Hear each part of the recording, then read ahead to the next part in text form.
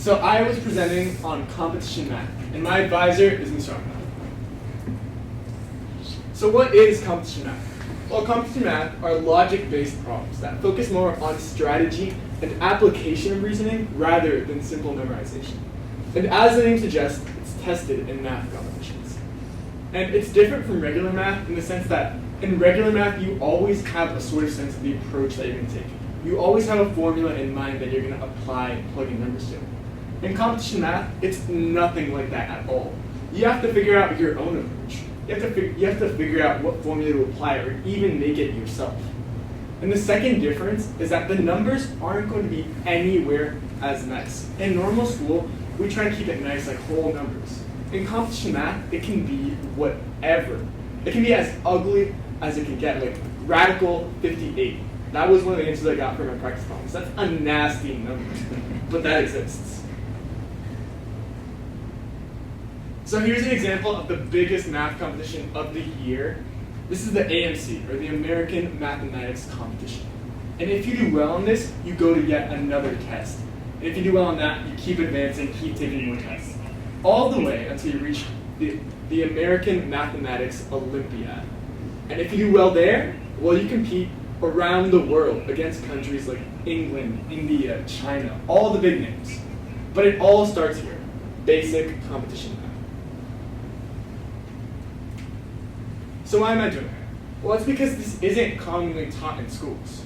In schools, we don't really use like the logic-based problems. We use more like the ones where you just plug in numbers and apply formulas. So this is way different. And at the end of the day, this is just more fun. Solving an incredibly hard problem and finding the solution is so satisfying, and it's so much fun for me. So are there any challenges? There's two. The first, it's very time-consuming. Like I said, you don't always know how to approach problems. And finding the approach, figuring out how to do the problem, that can take 30, 40 minutes, or even in some cases where me and Mr. Armand had to work together, a whole week. And on the actual test, you don't have that luxury. You can take 1, maybe 2 minutes max. That's what's so hard about these tests. And the second thing is that many of these problems involve very specific tips and tricks. Things that you don't learn in school because they're just like cast aside.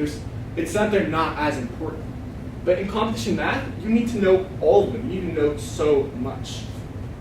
To overcome them, what I'm doing is taking my competition math textbook and doing countless problems. Because by practicing, I'm getting faster. I'm figuring out how to approach the problems. Once I see an approach once, I can recognize it and I can replicate it. Same thing with the tricks. After I see it once or twice, I'll know how to identify them and even apply them. So what's this like? This is going to be a year-long independent study. And right now, this is just a bit of a check-in. But right now, I'm going through a competition math textbook, like I said. I'm learning all the tips and tricks and how to apply them. And I'm also doing all the problems in it. And then I'll occasionally meet with my advisor, Mr. Armand, to discuss these problems and any questions that I may have. That way, if there's anything as hard as that problem that took me a whole week, I don't have to sit on it. I can figure it out. And then finally, I'm learning how to use a program called LaTeX, spelled like this, and then GeoGebra. And I'm using that for my final presentation, which is going to be tons of very hard math competition problems, ones that no one would usually know how to solve, and my detailed answers and explanations. That way, if anyone reads it, they can learn it. Sorry, I'm just going to explain really quickly. LaTeX is a mathematical typesetting program. It lets you type in math. That way you don't have to worry about superscripting things, exponents. That's far easier in LaTeX. You can just code it in. And then GeoGebra is an app that lets you actually make the geometry diagrams for all the problems. In a lot of the competition math problems, it's just like a bit of a word sandwich. It's incredibly confusing. And by using GeoGebra, I can make diagrams for the reader so they can easily understand. So here's the competition math book I'm using. It's called The Art of Problem Solving. And it's not the same as the usual math textbooks. It's not just blurting words at you, it's giving you examples. And by doing these examples, you actually learn. It's not just blurting the answer out at you. And that's what I love so much about it. And now I have an example. So the example problem is factor as completely as possible with real coefficients. So first we'll go through it like at the PCDS level, and then we'll take it one step further and see how the competition math people would do. So looking at it right now, it's obvious that's going to be a difference of squares. And factoring it like that, we get this next line. And then looking at it again, another difference of squares. So you factor that out and get this line. And then, I know it's getting kind of boring, but difference of squares. And then here, we get this line. And at PCDS, we would finish here. We would call it completely factored over Q, over the rational numbers. So here's our previous line, and now we're going to go through a trick, a competition math trick, so we can take it even further into the real numbers. This trick is a lesser known formula. It's for rewriting as a sum of squares. And it goes like this. A squared plus b squared equals the quantity a plus b squared minus 2ab. And we're going to want to apply that to the rightmost factor, x to the fourth plus y to the fourth. And now, I want to explain. We're not going to apply it to x squared plus y squared. Because if you apply it there, then you would get x and y under the square root.